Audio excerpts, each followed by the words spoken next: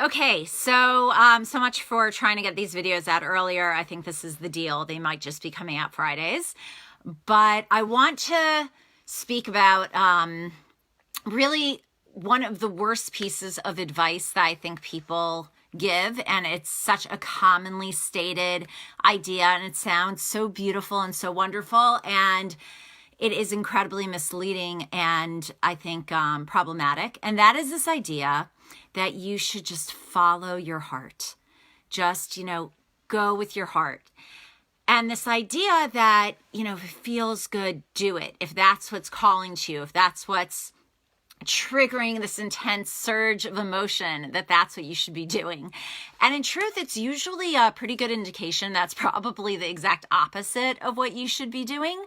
Not always, but you don't want to be following your heart. There's a reason that our head is physically above our heart, and that is the concept, according to Jewish philosophy, that the mind should rule over the heart. The phrase is moach shaled al halev, that our intellect is what should be the driving force, and the heart should be aligned with what the head thinks is right and what the head is directing us towards, and ideally should want that. But the heart on its own, the heart wants what the heart wants. And if we leave our head out of that, it can lead us into really disastrous situations. And we see, all the time that people who make purely emotional decisions, impulsive decisions, following their heart and ignoring what their intellect is telling them, ignoring the warning signs from their mind, end up in difficult situations. All the time in my both dating coaching that I do with people and marriage coaching, this comes up. And one of the most just difficult things, Ashley, hi, is, if I'm working with somebody who's in a really difficult, sometimes even toxic, if not abusive relationship, and I'm asking them, very often I'll put it on paper. I want a list of all of the pros in your relationship and a list of all of the cons, side by side. Just give me a list, all the things that are working, that are positive, that are healthy, that are wonderful, that you gain from this relationship, and all the things that are negative, that are difficult, that are problematic, that are hurting you in this relationship. And I can't even begin to tell you how many times that list of negatives can be 50 different things.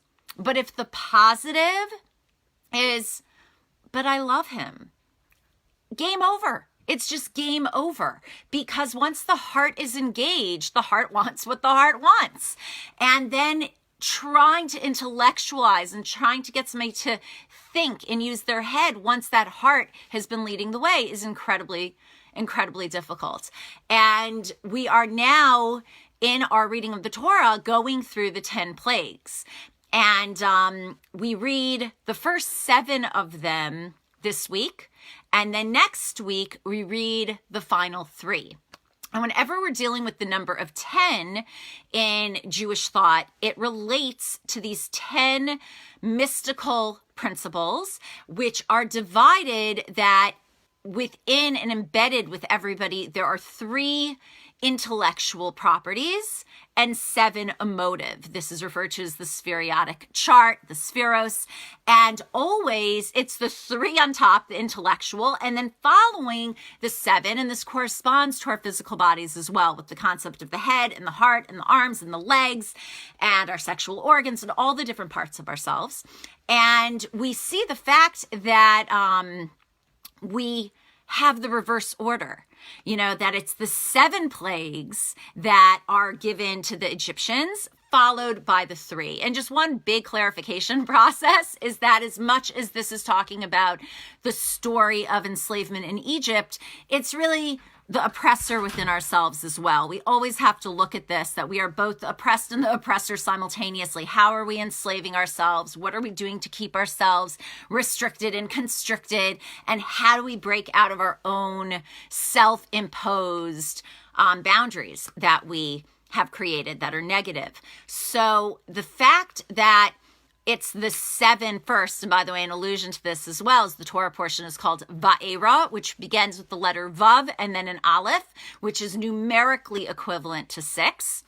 And next week, it's the Torah portion of Bo, which is a Beit and an Aleph, which is numerically equivalent to 3. So we have embedded in the names of the Torah portions that we're going to go through the 7 plagues this week and then the 3 next week.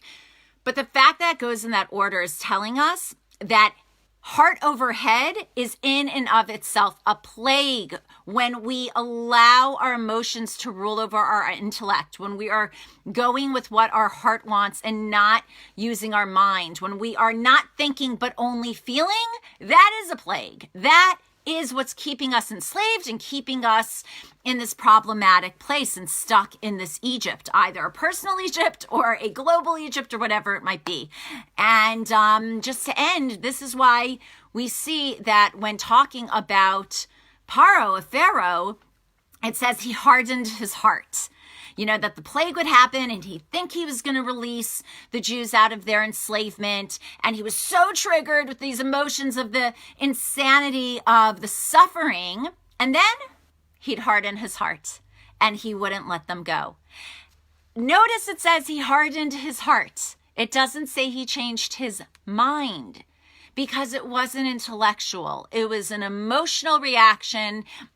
It was this impulsive, angry response, and therefore it was his heart that changed and led to decisions that were incredibly problematic and then deadly for his own people because he was ruling with his heart and not his head. So we should all be blessed to remember that our head is very much above our heart for a reason. We should, when making decisions, make sure we are thinking through them, that they make sense, that they are intellectual, that they are rational, that they are what's good for us before we get those emotions involved.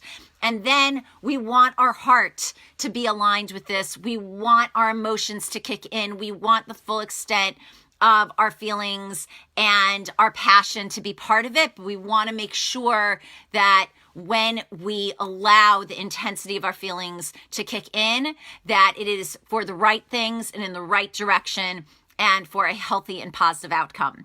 So that is this week's Torah portion of Va'era, and I'm not even going to give a date for when I'm doing the next one, but it will hopefully be much earlier next week. All right. Good Shabbos, and oh, hey, Ben Sion, good to see you. I'm about to email you, and Eliza and Ashley, yay. Okay, bye guys.